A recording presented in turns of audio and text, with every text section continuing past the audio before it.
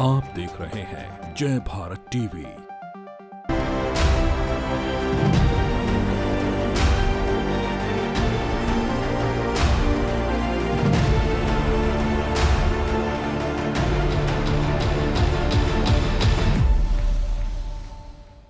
स्वास्थ्य विभाग में समायोजन की मांग को लेकर लंबे समय से धरने पर बैठे देहरादून में कोरोना वॉरियर्स ने आज अपने आंदोलन में एक और बड़ा कदम उठाया है।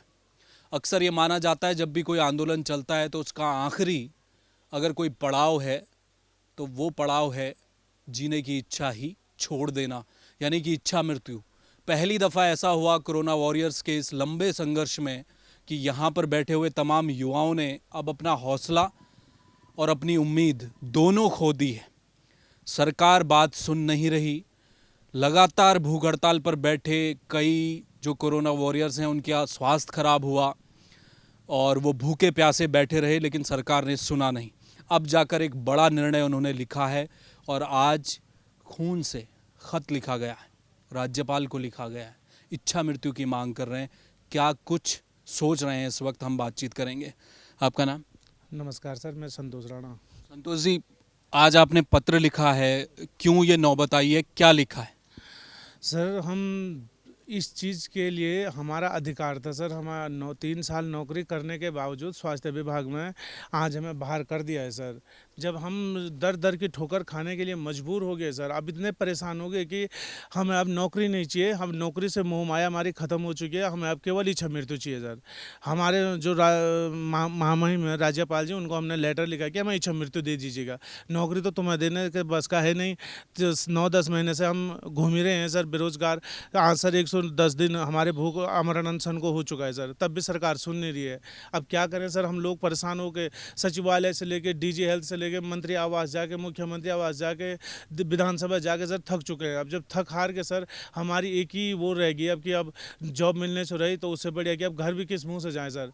अपनी माँ के सामने किस, मैं अपने बीवी बच्चों के साथ अपने बच्चों के सामने कैसे जाऊँगा मैं सर इस मुँह लेके सर। 5 महीने यहाँ पे देने के बावजूद जब लास्ट टाइम पे मैं कहीं का नहीं रह गया हूँ। अब कोविड में हमने बहुत अच्छा काम करा है, सरकार का कहना है, तो सरकार में उसके विपरीत यानी हमें अपना वो दे के हम चाहते हैं कि हमें उस हिसाब से हमें मौत दे दीजिए सर। बाकी हमें कुछ नहीं चाहिए अब। क्या सरकार से बातचीत अभी तक हुई है? कोई आश्वासन भी नहीं मिला और आपको ये कदम उठाना पड़ा?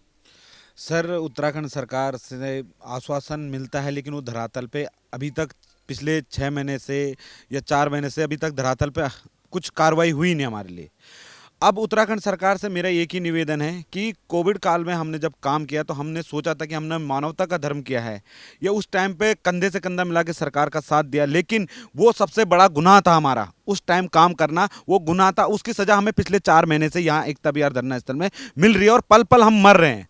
आए दिन हम एक नई मौत मर रहे हैं। तो इससे अच्छा हमने सोचा अब पल पल मरने से अच्छा है कि महामहिम राज्यपाल जी को से निवेदन करेंगे, अपनी इच्छा मृत्यु की गुहार लगाएंगे और हमें अब नौकरी नहीं चाहिए, नियुक्तियां नहीं चाहिए हमें। अब आपको हमें अब नियुक्तियां चाहिए नहीं, हमें इच्छा मृत्यु देके हमें मोह माया नहीं रहा। ना उत्तराखंड सरकार को हमसे मोह है और ना हमें अब इस जिंदगी से मोह रह गया है, क्योंकि हमने जो काम करना था हमने कर चुके।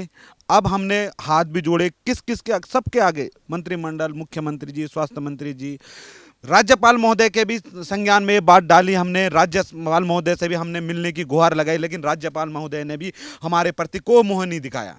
तो अब हमारी ये लास्ट औपचारिकता है कि हमें अब नौकरी नहीं, मुक्ति चाहिए और इच्छा मृत्यु चाहिए। इच्छा मृत्यु चाहिए। देखिए, ये पत्र है जो लिखा गया है और ये राज्यपाल के नाम है और इसमें इच्छा मृत्यु की मांग की गई है। ये अक्सर तमाम जो आंदोलन होते रहे हैं, सरकारों से अपनी मांगों को मनवाने के लिए भूख हड़ताल होना, सड़कों पर प्रदर्शन करना, पुलिस की लाठियां खाना, भूखा रहना और लंबे समय तक धरना देना, ये आम बात है। ये आंदोलनों में अक्सर देखा जाता है, लेकिन उसे आखिरी पड़ाव माना जाता है जब आंदोलन करने वाले जीने की इच्छा छोड़ दें। कम से कम कोरोना वॉरियर्स ऐसे दौर में काम कर रहे थे। कभी एक दौर ऐसा था कि जब फूल बरसाए जा रहे थे, इनको कोरोना वॉरियर्स का खिताब दिया गया क्योंकि सब लोग घर में सुरक्षित थे, क्योंकि ये बाहर काम कर रहे थे। अब क्या सरकार इनकी बात को मानेगी? राज्यपाल को ये पत्र जा रहा है, तो राज्यपाल इस पूरे मामले में क्या संज्ञान लेंगे, इस पर भी नज़र रहेगी। कैमरामैन मयूर उपाध्याय के साथ हेमभट्ट, जय भारत टीवी।